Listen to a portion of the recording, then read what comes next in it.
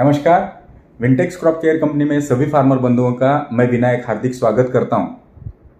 फिर से एक नया विषय लेके आए हैं। अभी जैसे आप देख रहे हो नवंबर दिसंबर का टाइमिंग चालू है और सभी जगह पे अभी तरबूज और खरबूज की प्लांटेशन की तैयारी चालू हो गई है।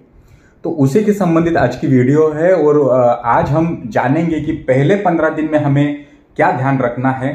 जो पहले 15 दिन का नियोजन अगर तरबूज और खरबूज में अगर अच्छी तरह से होता है तो हमें आगे जाके आने वाले जो प्रॉब्लम है, जिसमें सबसे बड़ा प्रॉब्लम है प्रोडक्शन लॉस होना, उसी के साथ वायरस की समस्या, उसी के साथ साथ विल्टिंग की समस्या, उसी के साथ साथ क्वालिटी की समस्या, अगर हम ये 15 दिन में अच्छी तरह से नियोजन करते हैं तो हमें आगे जाके अच्छे से अच्छा उत्पादन मिलता है। तो हम आज जानेंगे कि पहले 15 दिन में हमें क्या ध्यान रखना है। तो अगर आप हमारे चैनल पे नए हो तो हमारे विंटेक्स क्रॉप केयर चैनल को सब्सक्राइब कीजिए और खेती संबंधित हम टाइम के हिसाब से वीडियो डालते रहते हैं तो आपके पास वो वीडियो जल्दी से जल्दी पहुंचे। इसी के लिए बाजू में जो बेल आइकन का बटन है वो दबाइए और उस पे ऊपर ऑल जो है उसके ऊपर क्लिक कीजिए तो आपको खेती संबंधित वीडियोस जल्दी से जल्दी मिले। तो जैसे कि मैंने बोला कि अभी ये दिसंबर का टाइमिंग चल रहा है और तरबूज और खरबूज का प्लांटेशन की तैयारी हो रही है।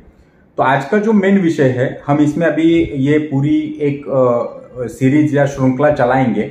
हमें ये जो हमारा पार्ट 1 रहेगा, तो 1 से 15 दिन में हमें तरबूज और खरबूज में क्या ध्यान रखना है, 15 से 30 दिन में हमें क्या ध्यान रखना है, 30 से 45-50 दिन में हमें क्या ध्यान रखना है, और उसके बाद 45-50 यानी 45 to 60 या हार्वेस्टिंग तक हमें क्या ध्यान रखना है। ऐसे हम पार्ट वाइज वीडियो बनाने वाले हैं। तो उसमें ये पार्ट 1 की वीडियो है जिसका विषय है कि पहले 15 दिन में हमें कलिंगड़, तरबूज और खरबूज में क्या ध्यान रखना है, कौन से कैसे नियोजन करना है और कौन सा हमें ड्रेंचिंग करवाना है, कौन से हमें स्प्रे करने हैं। उसी के साथ साथ उसमें जो छोटी छोटी चीजें हैं जिसके ऊपर हम आज हम डिस्कशन करने वाले हैं। तो आज का विषय हम चालू करते हैं। सबसे पहले तरबूज और खरबूज में देखा जाए तो हमें तरबूज और खरबूज के लिए जमीन जो रहती है, अपनी जमीन की निवड़ कैसी करनी है, कौन सी जमीन तरबूज के लिए चलती है या कौन सी जमीन होनी चाहिए, उसके बारे में अगर बात करें तो जमीन में पानी का निताल शक्ति यानी निचरा होने वाली जमीन, हमें उसका सिलेक्शन करना है सबसे पहले। उसी के साथ जमीन को अच्छी तरह से कल्टीवेशन करके, अगर आपने पुराने क्रॉप कौन से है वो देख के, जनरली अगर देखा जाए तो फार्मर जो है, अभी जिन लोगों का समझो कॉटन निकल जाता है या कोई अदर क्रॉप में, जैसे किसी ने चिली बनाई थी, कुछ कारणवश अगर चिली खराब हो गई है, मिर्ची खराब हो गई है, या फिर सोयाबीन की जमीन रहती है, या फिर बहुत सारे लोग क्या करते हैं कि कोई क्रॉप अगर उनका बारिश का फैल जाता है तो वो तरबूज बनाते हैं। तो उससे पहले क्या है कि जमीन की निवड़ करते वक्त एक तो निचरा वाली जमीन होनी चाहिए, उसी के साथ साथ जमीन तैयार करते वक्त अच्छी तरह से उसको प्री कल्टीवेशन यानी कल्टीवेशन, पूर्व मशागत मराठी में बोला जाता है उसको, कि कल्टीवेशन प्रॉपर करके, यानी उसमें पल्टी प्लाव प्रॉपर लगा के, फिर अच्छी तरह से रोटरी लगा के जमीन पूरी भूसभूषित करके ही हमें उस पर वो जो प्लांटेशन का नियोजन करना है। इसके लिए सबसे पहला जो मुद्दा आता है कि अपनी जमीन कैसी होनी चाहिए, निचरा होने वाली होनी चाहिए। उसी के साथ साथ जो जमीन का पीएच 6.5 से 7.5 हो, उसी के साथ साथ ऑर्गेनिक कार्बन का प्रमाण ज्यादा हो, ऐसी जमीन को हमें निवड़ करनी है। उसी के साथ पूर्व मशागत करते वक्त अगर आपको सेंद्रीय खाद या जो शेनखत या छानिया खातर बोला जाता है वो अगर आपको मिलता है तो कम से कम पर एकड़ आपको 10 टन छानिया खातर डाल के जमीन को अच्छी तरह से पलटी प्लाव करके, रोटरी करके जमीन को तैयारी हमें करनी चाहिए। तैयारी होने के बाद हमें क्या करना है, तैयारी होने के बाद हमें पहले क्या करना है कि बेड खींचना है। यानी बेड खींचते वक्त तो कौन सी चीज का ध्यान रखना है, तो सबसे पहले हमें बेड खींचते वक्त कितने अंतर पे हमें बेड खींचना है। तो बेड खींचते वक्त ध्यान में यह रखना है कि तरबूज या खरबूज ये जो क्रॉप है, इसमें अहम और सबसे इंपॉर्टेंट बात जो आती है, ये आती है संख्या व्यवस्थापन, यानी उसमें प्लांट कितने जाने चाहिए, ये बहुत इंपॉर्टेंट रोल है। इसीलिए हमें क्या करना है, जब हम बेड खींचते हैं तो 6.5 से 7.5 फुट पे हमें बेड खींचना है। बेड खींचते वक्त ध्यान क्या रखना है, सबसे पहले हमें हल्का बेड खींचना है। हल्का बेड खींचने के बाद हमें पता चलता है कि ये बेड की लाइन बन गई है। उसके बाद हमें क्या करना है, उसके ऊपर हमें फर्टिलाइजर का डोज डालना है, क्योंकि ये क्रॉप बहुत ही कम समय का है, 60 to 70 डेज का क्रॉप होने की वजह से उसको उतना न्यूट्रिएंट्स की जरूरत रहती है। तो काफी सारे फार्मर मुझे मिलते हैं कि साहब सही में फर्टिलाइजर बेड में डाले कि नहीं डाले। मेरी राय के हिसाब से अगर देखा जाए या मैंने जहां तक देखा है, बेड प्रिपराइजेशन में फर्टिलाइजर जाना बहुत ही जरूरी और बहुत ही इंपॉर्टेंट सब्जेक्ट है। बेड के अंदर फर्टिलाइजर जाना ही चाहिए। उसी के साथ साथ दूसरी चीज ऐसी है कि बेड में फर्टिलाइजर डालते वक्त हमें क्या करना है कि कौन कौन सी चीजें लेनी है, क्योंकि अगर हम बेड के अंदर फर्टिलाइजर नहीं डालेंगे तो शॉर्ट टर्म का है और उसी समय उसको लगने वाले न्यूट्रिएंट्स प्रॉपर नहीं मिलते और हमारे उत्पादन में घट हो जाती है। जो हमें उत्पादन लेना है वो हम ले नहीं पाते। तो सबसे पहले क्या करना है कि हल्का बेड खींचना है, उसके ऊपर फर्टिलाइजर का डोज का लेयर डालना है, फर्टिलाइजर डालना है। तो अभी प्रश्न चिन्ह यह आता है कि अभी हमें फर्टिलाइजर में क्या लेना है। तो फर्टिलाइजर लेते वक्त पर एकड़ तरबूज हो या खरबूज हो, दोनों में, ये दोनों मेलन क्रॉप है तो दोनों में हमें सेम नियोजन करना है, सेम फर्टिलाइजर जाएगा। तो फर्टिलाइजर जाते वक्त हमें क्या करना है, एक तो 10-26-26 हमें 2 बैग लेनी है। अगर 10-26-26 नहीं मिल रहा है तो डीएपी 50 किलो और 35 किलो पोटैश। अगर हमें 10-26-26 नहीं मिल रहा है तो हमें क्या करना है, उसके और में डीएपी और पोटैश लेना है। उसी के साथ साथ हमें उसके साथ क्या लेना है, नीम की खली, यानी मराठी में उसको नींबूड़ी पेंट बोला जाता है, नीम केक बोला जाता है, तो वो कम से कम 100 से 150 किलो लेना है। उसी के साथ साथ हमें लेना है सल्फर, जो बेंटोनाइट सल्फर आता है, महादन का बेंसल्फ नाम से आता है, वो मिनिमम 10 केजी लेना है। उसी के साथ साथ कार्बोफ्यूरॉन लेना है हमें 10 किलो। उसी के साथ साथ हमें कैचमिक्स यस माइक्रोन्यूट्रेंट आता है, वो 10 किलो लेना है। उसी के साथ साथ हमें लेना है सिक्सर 10 किलो, या उसके लिए ऑप्शन विंजाइम गोल्ड। ये जो सब चीजें हैं ये अच्छी तरह से मिक्स करके हमें क्या करना है, बेड के ऊपर डालना है। तो एक पहले जमीन का एक लेयर आ गया, फिर बेड के ऊपर हमने फर्टिलाइजर डाला और रिपीट हमें क्या करना है, बेड खींचना है, जिसके बेड खींचने के बाद क्या हो जाएगा, जमीन के अंदर फर्टिलाइजर रहेगा और पूरी तरह से ऊपर जमीन पैक हो जाएगी। ऐसा करके हमें क्या करना है, बेड खींचना है। बेड खींचने के बाद हमें क्या करना है, वहां पे लैटरल, अपनी जो लैटरल डालनी है, ड्रिप की जो पाइप है वो डालनी है और अच्छी तरह से हमें चेक करना है। अगर हम पुरानी, शक्य तो या ज्यादातर देखो नई ड्रिप का आप लैटरल का यूज करो। अगर अपने पास पुरानी ड्रिप है तो अच्छी तरह से उसको एसिड ट्रीटमेंट करके बेड के ऊपर डाल के पूरी तरह से दिन के शेड्यूल में कहां पे लीकेज है, कहां पे ज्वाइनर डालना है, कहां पे पानी गिर रहा है, नहीं गिर रहा है, प्रॉपर तरीके से चेक करके बाद में ही हमें क्या करना है, उसके ऊपर मल्चिंग डालना है। मल्चिंग डालने के बाद, मल्चिंग अच्छी तरह से अच्छे कंपनी का मल्चिंग लेते वक्त हमें क्या करना है कि 25 माइक्रोन का और 4 फीट का मल्चिंग लेना है, जिसकी वजह से बेड की प्रॉपर चौड़ाई रहे और मूल का विकास अच्छे से हो और पूरी तरह से मल्चिंग ढका हो। कई जगह पे लोग मल्चिंग थोड़ा छोटा लेते हैं, मिट्टी प्रॉपर न मिलने की वजह से फिर जो हवा चलती है उससे मल्चिंग उड़ने का प्रॉब्लम रहता है। तो हो सके उतना 4 फीट का मल्चिंग, 25 माइक्रोन का मल्चिंग होना चाहिए और अच्छी तरह से उसको पैक करके हमें क्या करना है, पूरी तरह से वो मल्चिंग को ढक देना है। ढकने के बाद हमें क्या करना है, ढकने के बाद हमें पानी चालू करने से पहले, हमें क्या कहें, मल्चिंग को होल करके लेना है। तो होल करते वक्त जैसे मैंने अभी 2 मिनट पहले आपको बोला कि संख्या व्यवस्थापन जो रहती है या पॉपुलेशन प्लांट का बहुत इंपॉर्टेंट है। तो हम 6.5 या 7 फीट से बेड ले रहे, तो हमें क्या करना है, 1.5 या 2 फीट पे, लगभग 2 फीट पे जिगजैग पद्धति से हमें होल लेने हैं। यानी एक इधर आएगा, दूसरा उधर आएगा, उसके बाद सेंटर में दूसरा होल आना चाहिए। तो जिगजैग पद्धति से हमें क्या करना है, होल लेने हैं। ये होल अगर हम लेते हैं जिगजैग पद्धति से 1.25 या 2 फुट से लेते हैं तो मिनिमम आपके 7,500 से 7,200 जैसे पौधे पर एकड़ में बैठ जाते हैं। तो होल गिराने के बाद पानी चालू करना है। होल गिराने से पहले पानी क्यों नहीं चालू करना है, अगर होल गिराने से पहले अगर आप पानी चालू करते हो तो जो होल गिराते वक्त जो हम गरम वो जो सलिया या जो डब्बा यूज करते हैं वो ठंडा हो जाता है और होल प्रॉपर नहीं गिरता है। तो हमें होल गिरा के बाद में हमें पानी चालू करना है। उसके बाद पूरी तरह से जमीन को ठंडा करके लेना है, पानी पूरा चला के जमीन को गीला करके पूरी जमीन बैठनी चाहिए। उसके बाद हमें क्या करना है, उसके बाद हमें क्या करना है कि प्लांटेशन के लिए नियोजन करना है कि हमें सीड लगाना है कि सीड लगाना है कि प्लांट लगाने हैं। मेरी हिसाब से अगर देखा जाए, मैं लगभग अगर इस साल की बात करें तो गए साल हमने कम से कम 1,500 एकड़ पे काम किया था। इस साल हम तरबूज और खरबूज में मिनिमम 2-2,500 एकड़ पे काम कर रहे हैं। तो मेरी राय के हिसाब से देखा जाए, अगर आपका प्लांटेशन 15 जनवरी के बाद हो रहा है तो आप सीड लगा सकते हो।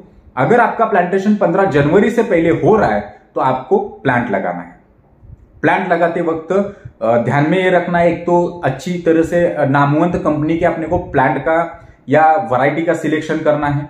दूसरी चीज में ध्यान रखना है कि जो भी नर्सरी से हम प्लांट ले रहे वो प्रॉपर प्लांट हो, कंटिन्यू उसके कम्युनिकेशन में रह के प्री प्लानिंग करके, यानी प्लांट का ऑर्डर देके और प्लांट आने से पहले अपनी जमीन कम से कम 5-6 दिन पहले, 8 दिन पहले मल्चिंग डाल के रेडी होनी चाहिए, तभी हमें प्लांट का नियोजन करना है। काफी जगह पे मैं देखता हूं कि फार्मर क्या करते हैं, प्लांट का ऑर्डर देते हैं, जमीन तैयार नहीं हुई रहती है, प्लांट आके रुकते हैं, फिर वहीं पे प्लांट बड़े हो जाते हैं। तो ये चीज में बहुत सारे लॉसेस होते हैं और बहुत सारी दिक्कतों का सामना फार्मर को करना पड़ता है। तो हमें एक चीज में ध्यान रखना है, प्लांट का सिलेक्शन अगर हम कर रहे हैं 15 जनवरी से पहले अगर प्लांट का सिलेक्शन कर रहे हैं तो अच्छे कंपनी का सीड का, अच्छे कंपनी का वैरायटी का चयन करो, वैरायटी अच्छी तरह से प्लान करो और उसमें अच्छे कंपनी, अच्छे नर्सरी में उसका ऑर्डर देके प्लांट बना दो। उसके बाद का नियोजन आता है कि भाई हमने अगर प्लांट से लगाने वाले हैं तो कैसे लगाना है। तो जैसे ही नर्सरी से प्लांट आते हैं, जल्दबाजी बिल्कुल नहीं करनी है। जैसे ही प्लांट आते हैं एक जगह पे आप उसको 1 दिन 2 दिन रुकाओ प्लांट को अच्छी तरह से। उसके बाद उसके ऊपर हल्के हाथ से झारे से पानी डालते रहो। ये चीज का फायदा क्या होता है, जैसे हम नर्सरी से प्लांट आते हैं, वहां पे गाड़ी में जब चढ़ाया जाता है, वो नीचे आने के बाद उतारा जाता है, फिर इधर उधर हिलने की वजह से उसका जो कोकोपीट के साथ जो बाउंडिंग रहता है वो बाउंडिंग ढीला हो जाता है। उसी के साथ हम जब उठा के उसको उसी दिन अगर डालने जाते हैं तो लेबर से वो कोकोपीट छुट्टे हो जाते हैं। डालने के बाद प्रॉपर प्रेस नहीं होता है और प्रॉपर प्रेस न होने की वजह से क्या हो जाता है, पौधे लूज पड़ जाते हैं, गैपिंग हो जाता है और फिर अपना दिक्कत का सामना करना पड़ता है कि गैपिंग हो गया, फिर से प्लांट लाओ, फिर से प्लांटेशन करो। ये चीजों का क्या हो जाता है कि हमें लॉसेस हो जाते हैं। इसलिए हमें ध्यान एक चीज का रखना है, प्लांट आने के बाद 1 या 2 दिन अपने फार्म पे रखना है और अच्छी तरह से उसके ऊपर अगर उसी समय आप अच्छी तरह से पानी डाल रहे हो सके तो ट्रांसपोर्ट में आया तो 22 टीन वगैरह उसका झारे के साथ पानी उसके ऊपर डालो। तो जो ट्रांसपोर्ट में उसको कुछ दिक्कतें हुई है, कहीं भी इंजरीज आई है तो वो रिकवर अच्छी तरह से हो और उसके बाद हमें क्या करना है, अपने फार्म में उसका प्लांटेशन करना है। प्लांटेशन करने से पहले मैंने जैसे आपको बोला है कि ये क्या करना है कि अच्छी तरह से उसको जमीन तब तक तो गीली हो जाती है, मैंने बोला है कि पूरी तरह से बेड गीला करके लेना है। हल्के हाथ से मिट्टी हटा के प्लांट एक नॉर्मली रख के उसको अच्छी तरह से हमें क्या करना है, प्रेस करके लेना है। तो प्रेस करने का फायदा क्या हो जाएगा, वहां पे एरेशन गैप नहीं रहेगा, पानी चलाने के बाद भी वहां पे एक प्रेशर मेंटेन रहेगा और जैसे ही प्रेशर मेंटेन हो जाता है वो तुरंत कोकोपीट से रूट अपने जमीन में स्प्रेड होना चालू हो जाता है और तुरंत पौधे का ग्रोथ होना चालू होता है। इसके लिए हमें क्या करना है कि प्लांट अच्छी तरह से 1-2 दिन रख के बाद में ही हमें प्लांटेशन करना है। ये हुआ पहला स्टेप। दूसरी स्टेप, अगर हम 15 जनवरी के बाद जा रहे हैं तो हमें क्या करना है, तो 15 जनवरी के बाद हम जा रहे हैं तो हमें क्या करना है, तो हमें सीड लेना है। सीड लेना है 15 जनवरी के बाद, वैसे भी थोड़ा थोड़ा गर्मी टेम्परेचर आना चालू हो जाता है तो हमें क्या करना है, सीड लेना है। सीड लेना है तो हमें क्या करना है, सीड लेने के बाद जिस दिन हमें प्लांटेशन करना है उसके अगली रात हमें क्या करना है, उसको गुनगुने पानी में, थोड़ा गर्म पानी में उसको 2 या 3 घंटा उसको पानी में डुबो के रखना है। डुबो के रखने के बाद क्या करने का, हल्के हाथ से शाम को उसको निकालो और एक जैसा कोई पेपर या कोई अपना कपड़ा हो या साड़ी का ये हो, कपड़ा हो, उसके ऊपर उसको हल्के हाथ से उसको फैलाना है। फैलाने के बाद क्या करना है, हमें हल्के हाथ से थोड़ा सा पंखा चलाना है, एक पे रहे वो अच्छी तरह से उसमें थोड़ा सा हीट वाला पानी उसको थोड़ा सा जर्मिनेशन के लिए बहुत अच्छे से काम करेगा। दूसरे दिन उठ के क्या करना है, हमें क्या करना है, जैसे ट्राइकोडर्मा आता है जो ऑर्गेनिक में है, या फिर केमिकल में अगर जाना चाहते हो तो बाविस्टिन है, उसको क्या करना है एक बैग में लेके थोड़ा बहुत वो सीड जो रहता है अपना जितना भी सीड हो वो सीड को क्या करना है, वो बाविस्टिन के पट देना है, यानी बाविस्टिन का लेयर उसके ऊपर आना चाहिए। उसके लिए थोड़ा बहुत उसके सीड के ऊपर पानी छाट के बाविस्टिन, अगर जैसे हम 1 किलो सीड ले रहे तो उसके लिए 200-250 ग्राम जैसा बाविस्टिन लेके अच्छी तरह से उसके ऊपर डाल के हल्का पानी डाल के उसको अच्छी तरह से मिक्स करके ले लो ताकि उसके ऊपर उसका लेयर बन जाए। सेम अगर केमिकल में नहीं जाना है तो आप ट्राइकोडर्मा का प्रोसेस भी कर सकते हो, ताकि जमीन में जाने के बाद जमीन के अंदर को जो फूग है वो पौधे को ना लगे और अच्छी तरह से जर्मिनेशन मिले। ये हुआ हमारा 2 स्टेप में। एक अगर हम प्लांट से कर रहे हैं तो मैंने जैसे बोला उस हिसाब से नियोजन करना है। दूसरी चीज मैंने सीड से बोला, अगर सीड से प्लांटेशन करते हो तो इसके ऊपर ध्यान रखना है। उसके बाद का जो स्टेप आता है, उसके बाद का जो नियोजन आता है, ये आता है हमें प्लांटेशन होने के बाद हमें क्या करना है। प्लांटेशन होने के बाद हमें क्या करना है, तो जैसे ही पौधे का अपना सीड से लगाते हो 3 या 4 पन्ने आते हैं, या प्लांट लगाते हो तो ऑलरेडी 3 या 4 पन्ने के पौधे रहते हैं, तो प्लांटेशन के अगर आप प्लांट लगा रहे हो तो दूसरे दिन तुरंत ड्रेंचिंग होना चाहिए। अगर आप सीड लगा रहे हो तो 3 से 4 पन्ने आने के बाद हमें ड्रेंचिंग करना है या अड़वनी करनी है। तो अड़वनी करते वक्त ध्यान क्या रखना है, एक तो सबसे पहले हमें ड्रेंचिंग करते वक्त या जो हम अड़वनी करने वाले हैं उसमें कौन सी चीज का ध्यान रखना है, तो उसमें हमें क्या क्या लेना है और वो चीज का क्या फायदा होगा। तो सबसे पहले हमें क्या करना है, 1 से 15 दिन में ड्रेंचिंग मिनिमम पहले 10 दिन में 3 ड्रेंचिंग हमारे कंप्लीट होने चाहिए। 3 ड्रेंचिंग कंप्लीट होने चाहिए, यानी हर तीसरे दिन 1 ड्रेंचिंग होना चाहिए। ये चीज में ध्यान रखना है। और ये 3 ड्रेंचिंग ही, मेरा अनुभव के हिसाब से देखा जाए तो ये 3 ड्रेंचिंग ही आपको आगे जाके आने वाले प्रॉब्लम, जैसे विल्टिंग का प्रॉब्लम है, जैसे वायरस का प्रॉब्लम है, जैसे सेटिंग और ग्रोथ का प्रॉब्लम है, उसके लिए ये 3 ड्रेंचिंग बहुत ही इंपॉर्टेंट काम करेंगे, बहुत ही इंपॉर्टेंट रोल निभाएंगे। तो हमें क्या करना है, पहले ड्रेंचिंग में हमें लेना है 1261 2 किलो, न्यूट्रिअप गोल्ड ये लेना है 500 ग्राम, और उसके साथ साथ रेडोमिल गोल्ड जो आता है या फिर रोको, ये दोनों में से एक चीज हमें लेना है 300 ग्राम। और ये एक बैरल में 200 लीटर का प्रमाण है, एक बैरल में डाल के पर पौधे को हमें 50 ml का ड्रेंचिंग करना है। इससे क्या फायदा होगा, इससे 1261 फॉस्फोरस जाता है तो मूल का विकास अच्छे से होगा। न्यूट्रिअप गोल्ड में ह्यूमिक एसिड, एमिनो एसिड्स, फुलविक, उसके साथ आईबीए का कॉम्बिनेशन है तो मूल के विकास के लिए बहुत अच्छे से काम करेगा। उसी के साथ साथ रेडोमिल या रोको लेने से जमीन जन्य जो फंगस है, बैक्टीरियल फंगस हो, कॉपर फंगस हो, जैसे फंगस जमीन के अंदर बहुत सारे रहते हैं तो फंगस को दूर रखने के लिए यह ड्रेंचिंग आपका काम करेगा। उसके बाद हमें क्या करना है, 2 से 3 दिन के बाद तुरंत दूसरा ड्रेंचिंग प्लान करना है। तो दूसरे ड्रेंचिंग में हमें क्या लेना है, जैसे दूसरे ड्रेंचिंग में हमें लेना है स्लेयर प्रो, जो थायोमेथाक्साम 30% आता है, वो अगर लेते हो तो वो 500 ml लेना है। उसके लिए और एक्ट्रा आता है, इक्तारा आता है सिजेंटा कंपनी का, वो हमें लेना है 120 ग्राम, और में दोनों में से एक लेना है। उसी के साथ साथ ऑल इन वन ये जो प्रोडक्ट है, ये इसमें साइटोकाइनिन है, ऑक्सिन्स है, बेंजीन्स है। प्राइमरी स्टेज पे जो लगने वाला जो खुराक है, बाल्यावस्था में उसकी ग्रोथ स्टेज में लगने वाला जो न्यूट्रिएंट्स है वो उसके अंदर आएंगे तो बहुत अच्छी तरह से उसका ग्रोथ, उसके साथ साथ मूल का विकास और ग्रोथ के लिए बहुत अच्छा काम होगा। और उसी के साथ 90-90 19-19-19 हमें क्या लेना है, ये हमें 2 किलो लेना है। और इसका भी ड्रेंचिंग हमें क्या करना है, 50-50 ml की हिसाब से करना है। ये हो गया दूसरा ड्रेंचिंग।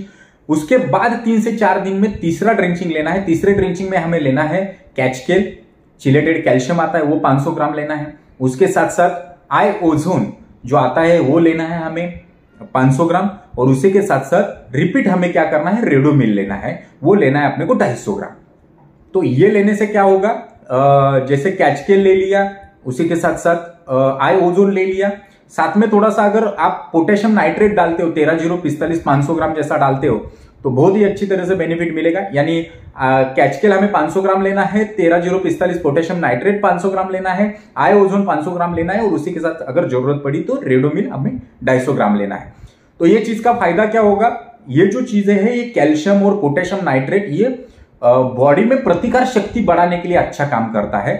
कैल्शियम जाएगा तो प्रतिकार शक्ति बढ़ेगी, पोटेशियम नाइट्रेट जाएगा तो प्रतिकार शक्ति बढ़ेगी, आई ओजोन जाएगा, सिलिकॉन जाएगा तो प्रतिकार शक्ति बढ़ेगी।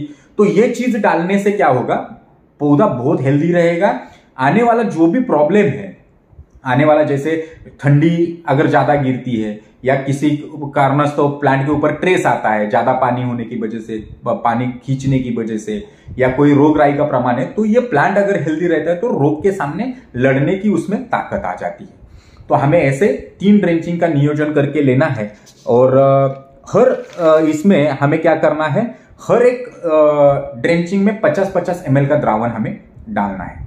उसके बाद क्या करना है, पहले 10 या 15 दिन जो रहता है वो ग्रोथ स्टेज रहती है, तो हमें क्या करना है, ड्रिप से जैसे 10 दिन कंप्लीट होते हैं हमें 19-19 5 किलो और 3 किलो यूरिया, ये हमें 2 दफा ड्रिप से 5-5 किलो एक दिन छोड़ के ड्रिप से छोड़ना है।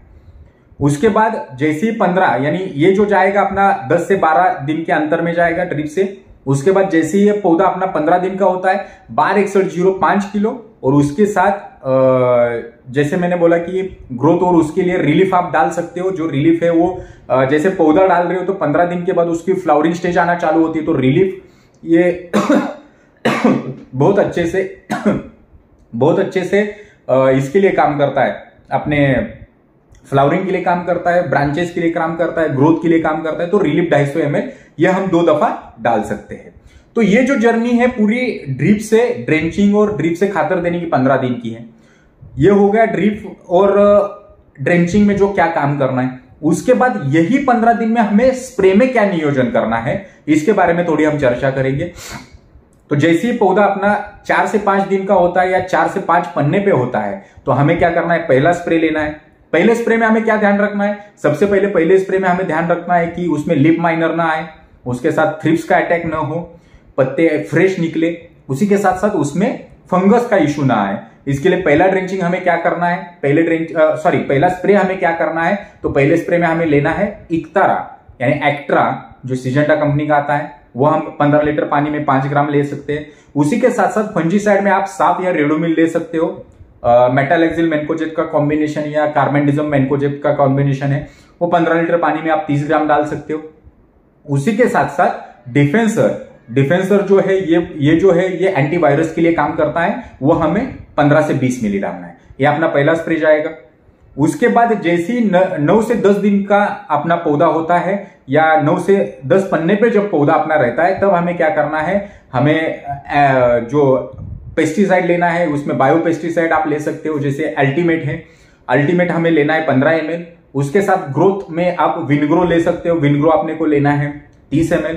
उसी के साथ साथ आप कैप्टॉप, क्योंकि ठंडी का टाइम है, पाउडरी का इश्यूज पहले से ही नहीं आए, इसके लिए कैप्टन ले सकते हो। कैप्टॉप हेक्साकोनाजोल आता है, कैप्टॉप लेना है हमें, हेक्साकोनाजोल आता है 5% का, या फिर उसके लिए ऑप्शन में आप ताकत भी ले सकते हो 15 ग्राम जैसा डाल के, कोई दिक्कत नहीं। तो ये हमें दूसरा स्प्रे 9 से 10 दिन में करना है। उसी के साथ 14 से 15वें दिन हमें तरबूज में क्या करना है, तो हमें तरबूज में रेडोमिल लेना है, उसी के साथ डेसिस लेना है, डेसिस लिप माइनर, ईली और थ्रिप्स के लिए काम करता है। उसके साथ विंजाइम लेना है 30 ml और नीम ऑयल 15 ml। ऐसे अगर आपने 3 स्प्रे का अगर नियोजन अच्छे से किया 15 दिन में, तो काफी हद तक आपको अच्छे से अच्छा बेनिफिट मिल सकता है। ये हुई तरबूज की बात। सेम परिस्थिति हमें खरबूज में रखनी है, जो शक्कर टेटी बोला जाता है, खरबूज में रखनी है। लेकिन वो चीज में एक ध्यान रखना है कि हम बाद में क्या करते हैं, जैसे ही पौधा अपना 4-5 पन्ने का हो जाता है, हम ग्रो कवर डलवाते हैं, ऊपर से उसको ग्रो कवर डलवाते हैं, तो उसमें दूसरा स्प्रे है, उसमें थोड़ा सा चेंज करना है। उसमें हमें अमिस्टर टॉप लेना है, उसके साथ साथ अल्टीमेट लेना है, उसी के साथ साथ हमें एक अच्छी वाली एक सेकिंग पेस्ट के लिए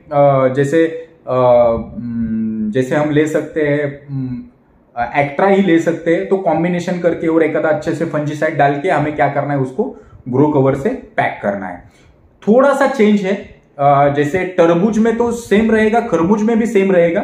खरबूज में 3 स्प्रे की जगह पे 2 स्प्रे करके हमें ग्रो कवर डालना है। तो जैसे कि आपने जो हमने पूरी तरह से ये वीडियो सुना, हर चीज को टच किया है। जैसे मैं अभी हमारे हर एक अधिकारी का नंबर भी, अलग अलग एरिया में हम काम कर रहे हैं। आज की डेट में हम गुजरात में बहुत अच्छा काम कर रहे हैं, महाराष्ट्र में बहुत अच्छे से काम कर रहे हैं, एमपी में भी हम काम कर रहे हैं। तो जो एरिया के अपने अधिकारी है उनके नंबर भी मैं नीचे डालता हूं। और बहुत बहुत धन्यवाद। हम ऐसे ही आगे, अभी जैसे मैंने बोला ये पार्ट 1 है, ऐसे पार्ट 2, पार्ट 3 और पार्ट 4 ऐसे पूरे उसकी श्रृंखला हम वीडियो करने वाले हैं। तो रिपीट एक बार मैं कहना चाहता हूं कि आप अगर हमारे चैनल पे नए हो तो चैनल को सब्सक्राइब कीजिए और बाजू में जो बेल आइकन का बटन है जिसको दबाइए, ताकि खेती संबंधित नए नए वीडियोज हम शेयर करते हैं तो आपके पास तुरंत पहुंचे। खूब खूब धन्यवाद। हम जैसे जैसे टाइम आगे जाएगा उस हिसाब से तरबूज संबंधित पूरी हिस्ट्री और पूरा उसका नियोजन हम डालते रहेंगे। और खूब खूब धन्यवाद सभी का। आप ऐसे ही हमारे साथ जुड़े रहे और आपके मित्र परिवार को ये वीडियो शेयर कीजिए ताकि उनके पास भी ये जानकारी तुरंत मिले। धन्यवाद, नमस्कार।